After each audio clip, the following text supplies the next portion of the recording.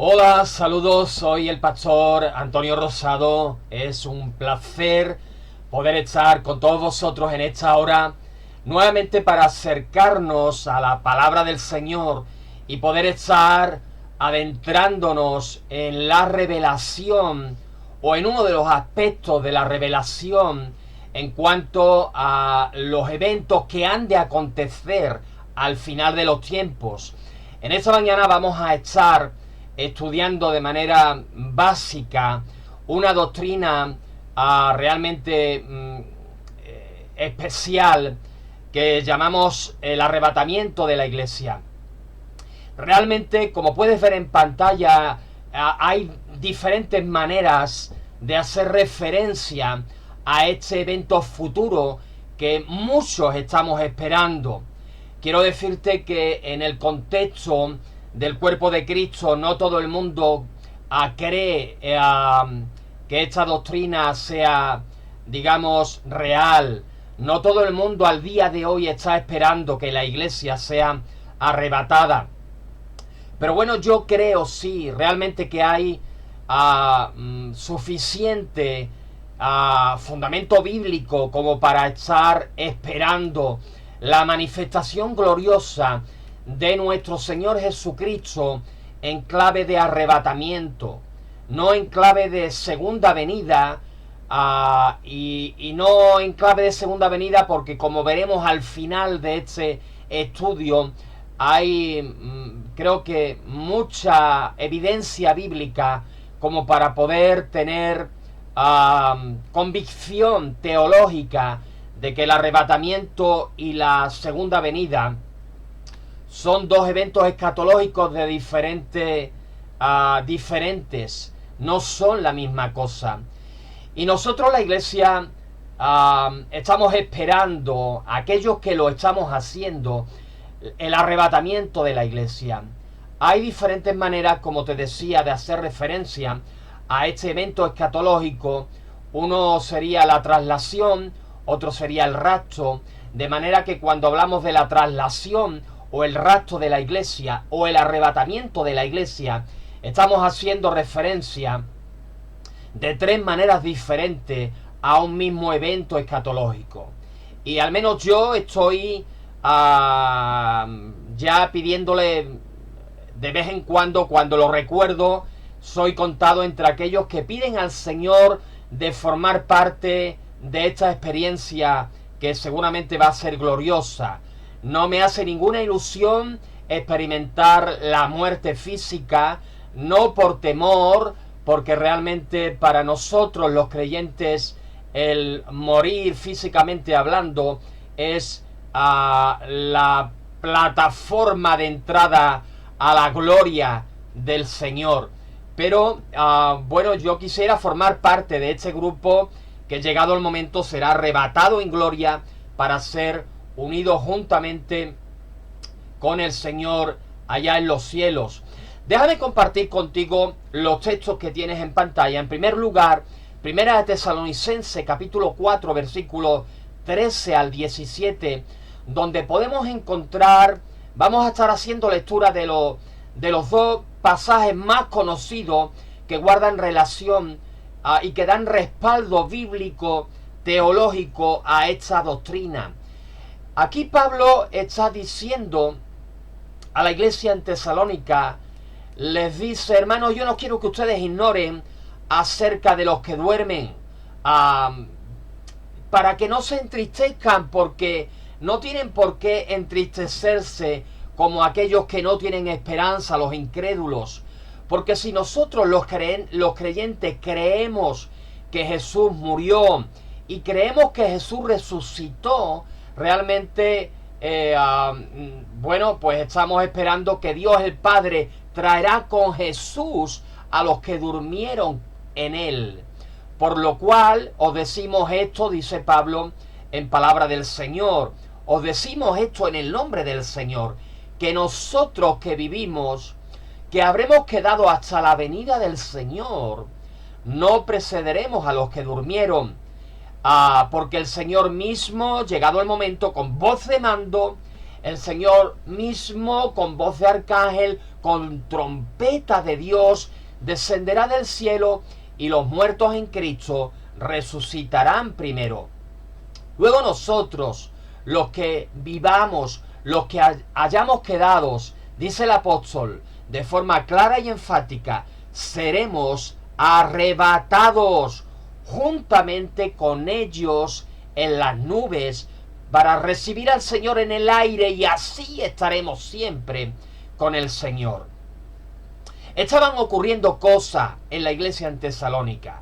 El ambiente se estaba enrareciendo, y esto es porque el tiempo iba transcurriendo, el Señor no regresaba. Ellos esperaban que regresara inmediatamente, pero el Señor no regresaba. Y bueno, creyentes por la edad, por enfermedades, estaban empezando a partir con el Señor, a morir, físicamente hablando, a dormir, que es el término literario que se usa en el contexto de las Escrituras para hacer referencia a la muerte física. Y se estaban impacientando, estaban entristeciéndose, algunos estaban quizás dudando, no lo sé. Lo cierto es que, bueno, pues evidentemente Pablo les tiene que escribir diciéndole: ustedes no tienen por qué estar de esta manera.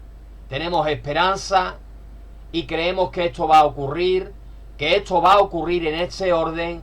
Por lo tanto, no se entristezcan, descansen en el Señor, que es lo mismo que nosotros al día de hoy tenemos que estar haciendo.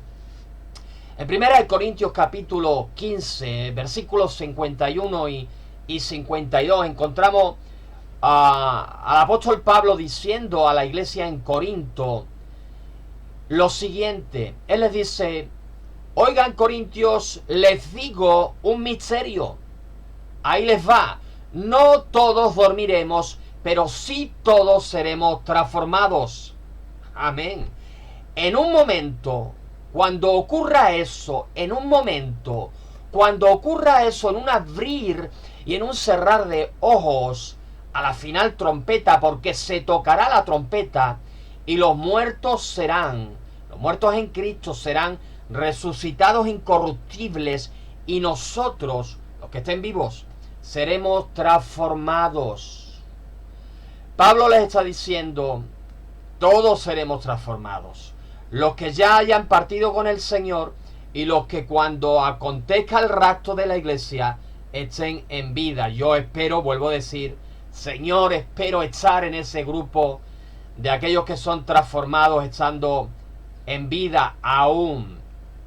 Él les plantea este evento escatológico como un misterio, porque si te vas al Antiguo Testamento intentando encontrar un solo pasaje que haga referencia al arrebatamiento de la iglesia, te vas a encontrar con que no lo vas a encontrar.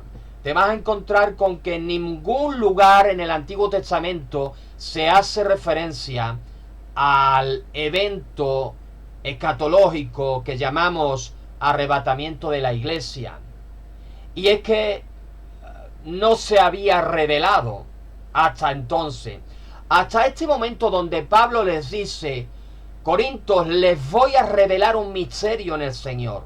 No todos dormiremos, pero todos seremos arrebatados, los que hayan muerto primero, los que estén vivos después.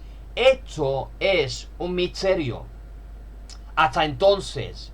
Y un misterio, bíblicamente hablando, es una verdad divina que el hombre no puede conocer a menos que Dios la revele, a menos que Dios descorra el velo y nos haga ver aquello que solo Él conoce y que desde la perspectiva profética ha de acontecer.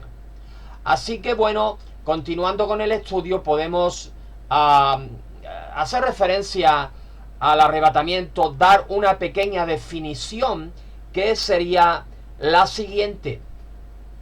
Arrebatamiento es la acción divina mediante la cual nuestro Señor Jesucristo es el agente divino es la persona de la Trinidad que provocará la experiencia del rapto de la iglesia, nuestro Señor Jesucristo levantará de forma súbita, de forma inesperada, al conjunto total de la iglesia y lo reunirá consigo mismo en el cielo, resucitando primeramente a los cristianos ya fallecidos y transformándolos juntamente con los que estén vivos en el momento en el que ocurra este acontecimiento.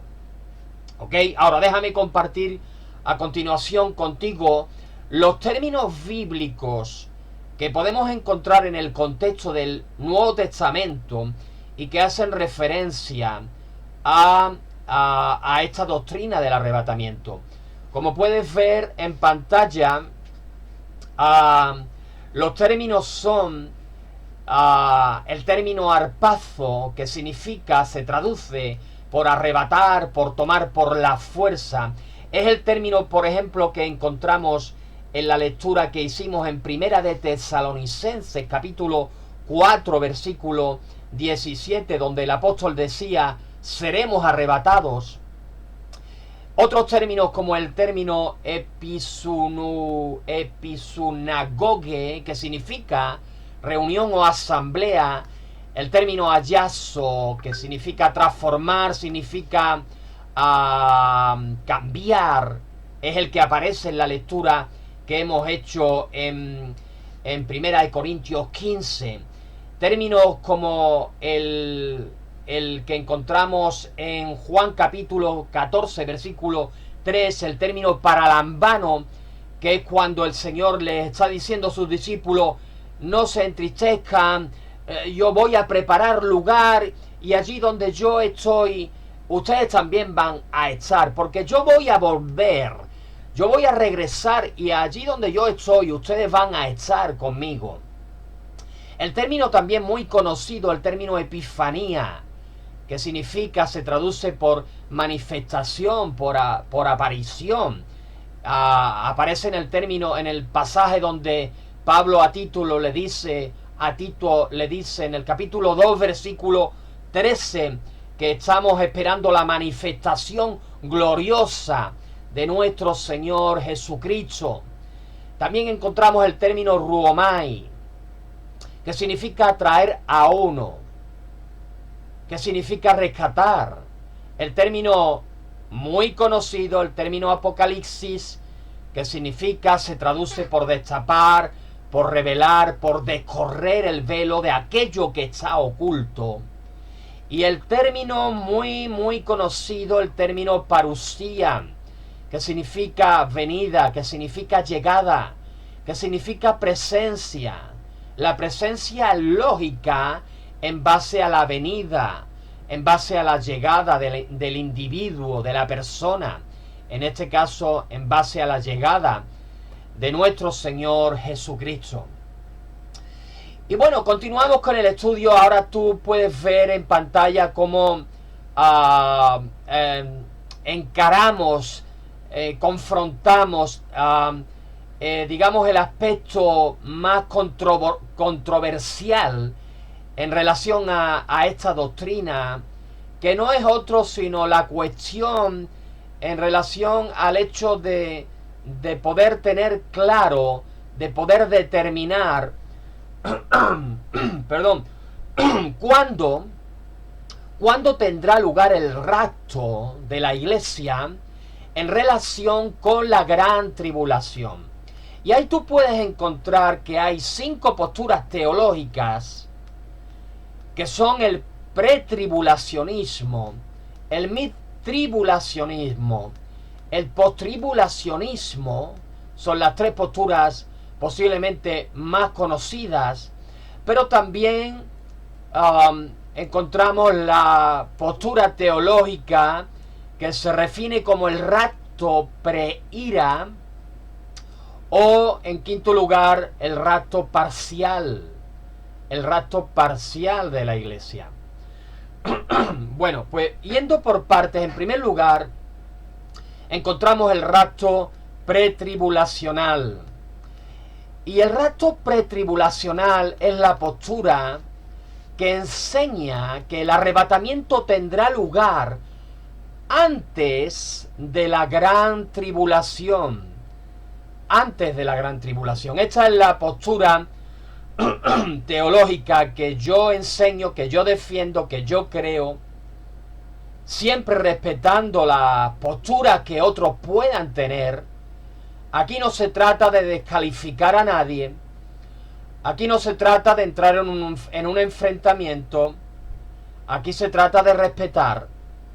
Aquí se trata de estudiar y de poder llegar a conclusiones en base al estudio de las Escrituras.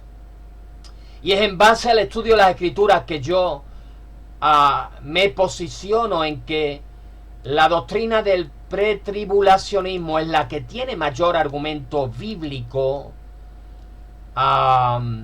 Y bueno, no vamos a estar entrando en dar toda la argumentación en ninguna de las posturas a favor de creer una cosa u otra, ni tampoco vamos a entrar a intentar dar refutación de una u otra postura teológica. Yo simplemente en esta hora voy a estar compartiendo contigo un par de argumentos para poder estar confiados. Hay realmente muchos argumentos. Déjame solo compartirte un par de ellos para poder estar dando cuerpo, base teológica a esta doctrina del pretribulacionismo. En primer lugar, tenemos que tener en cuenta que la gran tribulación, la tribulación o gran tribulación será cuando ocurra, será juicio de parte de Dios. Será juicio, será condenación. El término juicio, condenación se derivan de una misma palabra. Y como puedes ver en pantalla, esta doctrina, esta postura teológica, lo que está planteando es que el rapto ha de acontecer antes de la gran tribulación, para posteriormente, transcurridos los 7 años que han de durar la gran tribulación, se dé a lugar la segunda venida en gloria de nuestro Señor Jesucristo. ¿Por qué decimos que la iglesia no pasará por la gran tribulación? Decimos esto en base, entre otros argumentos, a que la gran tribulación es juicio de parte de Dios. Y hermano, no hay condenación conforme a las Escrituras. No hay condenación para los que estamos en Cristo Jesús. Para los que hemos sido justificados por la fe en Cristo Jesús.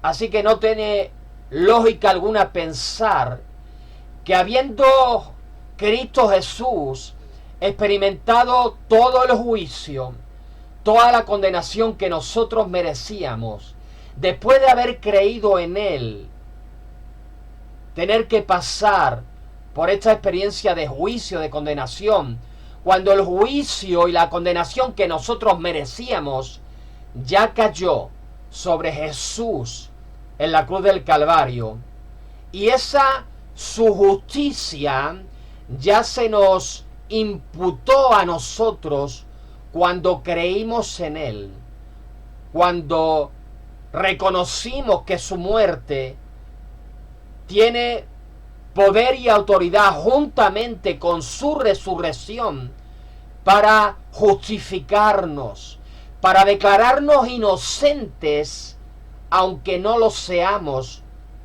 porque somos pecadores. Pero somos justificados por medio del justo. Y es por eso que no tiene lógica alguna pensar que aquellos que han sido justificados en Cristo por la fe han de pasar por este periodo de juicio. En segundo lugar, déjame decirte que cuando estudiamos la palabra del Señor encontramos base histórica, encontramos un patrón divino de cómo Dios actúa en relación al juicio sobre la humanidad y sobre el creyente. Cuando Él derrama juicio, Él hace distinción entre aquellos que son creyentes y aquellos que no lo son. Ahora déjame darte un par de ejemplos en relación a lo que estoy diciendo. Un ejemplo, por ejemplo, de carácter local, geográficamente hablando. Y me refiero al juicio que derramó Dios sobre Sodoma y Gomorra. Ya tú sabes, ahí los ángeles le dijeron a Lot, que estaba viviendo en Sodoma, yo no sé qué hacía Lot viviendo en Sodoma, pero allí él estaba. Y le dijeron, mira, tú tienes que salir de aquí juntamente con su familia, con tu familia, porque hasta que tú no salgas de este lugar, hasta que tú no salgas de Sodoma, el juicio de Dios no puede caer sobre este sitio. Y no fue hasta que Lot y su familia, los creyentes, fueron puestos a salvo, que el juicio de Dios no fue derramado sobre ese lugar. Ahora déjame darte un ejemplo más, pensando en un evento de carácter universal, de carácter internacional, que podemos encontrar en el contexto de las Escrituras. Me refiero al diluvio universal, donde hasta que no fue puesto a salvo Noé y su familia en el arca, hasta que Dios no cerró la puerta del arca y ellos fueron puestos a salvo, hasta ese momento Dios no permitió que las aguas del abismo fueran desatadas en la tierra y en el cielo y se diera lo que conocemos como el juicio universal del diluvio. Ahora, ¿te das cuenta de la forma en la que Dios actúa? ¿Te das cuenta de la forma en la que Dios actuó en el pasado? Esta misma forma en la que, en base a lo que hemos dicho, esperamos que Dios actúe. De manera que cuando aplicamos esto a la gran tribulación, lo que cabe esperar es que hasta que la iglesia no sea puesta a salvo, no sea quitada de en medio de la tierra por medio del arrebatamiento de la misma, hasta que eso no ocurra, vuelvo a decir, hasta que la iglesia no sea quitada de en medio por medio del arrebatamiento, hasta entonces Dios no derramará el juicio divino por un espacio de 3 años que llamamos, conforme a la palabra, gran tribulación. La segunda postura teológica al respecto es la doctrina del medio tribulacionismo, que enseña, como puedes ver en pantalla, que el arrebatamiento tendrá lugar a la mitad de la gran tribulación, cuando ya hayan transcurrido los primeros 3 años y medio. Así que en base a esta doctrina la iglesia tiene que estar pasando los primeros 3 años y medio de la gran tribulación, y luego la iglesia será arrebatada, se desarrollarán los próximos 3 años y medio dando complementación a los 7 años completos, para luego dar lugar a la segunda venida de nuestro Señor Jesucristo. La tercera doctrina o postura escatológica es la postura del post-tribulacionismo. Y en la doctrina del post-tribulacionismo se enseña que el arrebatamiento tendrá lugar al final de la gran tribulación. como puedes ver en pantalla, al final de la gran tribulación. Desde esta perspectiva, a la iglesia lo que le espera es pasar los 7 años de juicio, de tinieblas, de ira divina. Ya tú sabes, yo pienso, por los motivos que te he compartido y por diferentes o varios motivos más, que eso no ha de acontecer de esa manera. Tenemos también en cuarto lugar la doctrina preira, que enseña que el arrebatamiento tendrá lugar a las 3/4 partes de la gran tribulación. Cuando hayan transcurrido 3/4 partes de la gran tribulación, es que la iglesia será arrebatada, siendo quitada de en medio antes del derramamiento de las copas de la ira de Dios. Y la quinta postura escatológica es la del rapto parcial. La doctrina del rapto parcial enseña que la iglesia tendrá lugar antes también de la gran tribulación. Pero lo significativo en cuanto a esta postura teológica es que ellos hacen énfasis no tanto en cuándo tendrá lugar el arrebatamiento de la iglesia, sino en cuanto a aquellos que serán arrebatados cuando eso ocurra.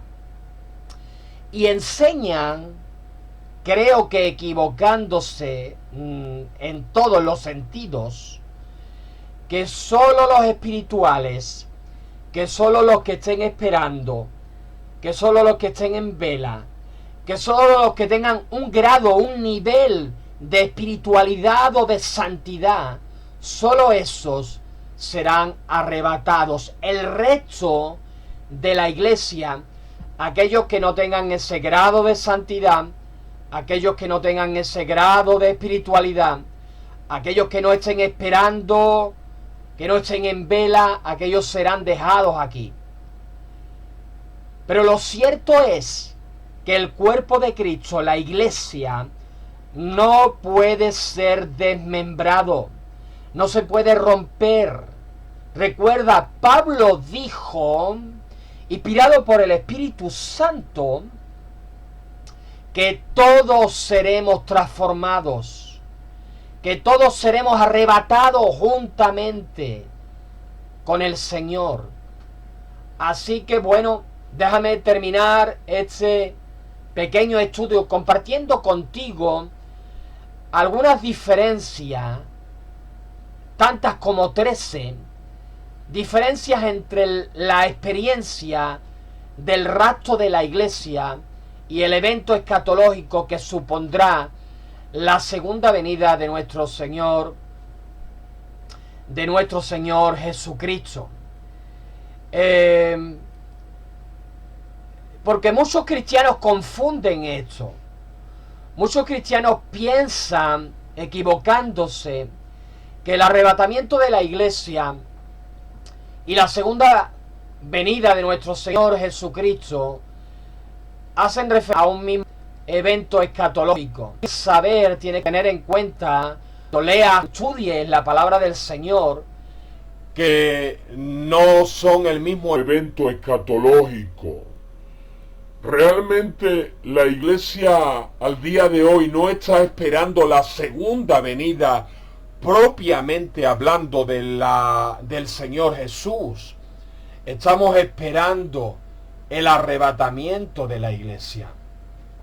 Ahora déjame simplemente hacerte lectura de estas 13 diferencias entre el rapto y la segunda venida, para de esta manera dar conclusión a nuestro estudio bíblico.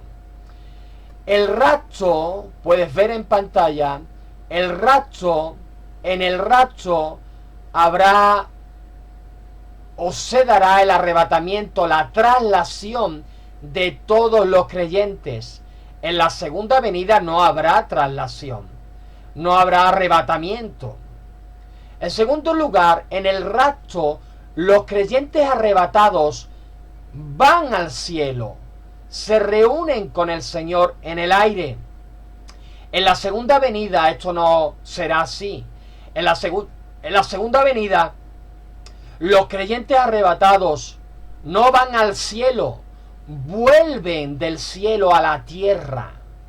En tercer lugar, en el rapto no hay juicio en la tierra. Pero en la segunda venida, la tierra será, las naciones serán juzgadas. En el rapto, o el rapto en cuarto lugar, es inminente. Puede ocurrir en cualquier momento. No es necesario que se den señales de ningún tipo. La segunda venida sí está sujeta a señales concretas que podemos encontrar en el contexto de las Escrituras. En quinto lugar, el rapto no se menciona en el Antiguo Testamento, a diferencia de la segunda venida de Cristo, que se predice a menudo en el contexto del Antiguo Testamento. En diferentes lugares se hace referencia a esa venida de nuestro Señor Jesucristo. En sexto lugar, el arrebatamiento solo afectará o solo tendrá repercusión en los creyentes. En la segunda venida afectará a todos los hombres. En séptimo lugar, el rapto ocurrirá antes del día de la ira. En la segunda venida, o la segunda venida, dará fin al día de la ira de Dios. Uno ocurrirá antes, el otro, la segunda venida, dará fin, concluirá el día de la ira de Dios. El día de la ira de Dios no es un día cronológico como nosotros lo conocemos. Es un periodo de tiempo que abarca diferentes eventos escatológicos y que en alguna otra ocasión estaremos revisando. En noveno lugar, en el contexto del rapto, es Cristo que viene a por la iglesia. En el contexto de la segunda venida, Cristo no viene a por la iglesia. Cristo vendrá con la iglesia, con su iglesia. Décimo lugar, en el rapto Cristo viene al cielo. Cristo viene y se para en el aire, en el cielo, para ahí recibir a su iglesia. En la segunda venida, Cristo no se quedará en el cielo, Él vendrá a la tierra. En el lugar número 11, Cristo, en relación al rapto, viene a recoger a su novia, a diferencia de lo que ocurrirá en el contexto de la segunda venida, de que Cristo no vendrá a recoger a su novia, sino que Cristo regresará del cielo con su novia, a la que ya habrá convertido en su esposa. Así que en el arrebatamiento Cristo viene a recoger a su novia, pero en la segunda venida Cristo viene o regresa con su esposa. En el lugar número 12, en el rapto o el rapto solo, la iglesia verá a Cristo. Pero cuando acontezca la segunda venida, todo ojo, conforme a las Escrituras, todo ojo le verá. Todo ojo verá a Jesucristo. Y en el lugar número 13, para terminar, cuando el rapto se dé, comenzará posteriormente la gran tribulación. En la segunda venida, cuando se dé, en relación a la segunda venida, cuando ésta acontezca, no comenzará la gran tribulación. lo que comenzará será el reinado en gloria de nuestro Señor Jesucristo. Queridos, espero que este pequeño estudio haya sido de mucha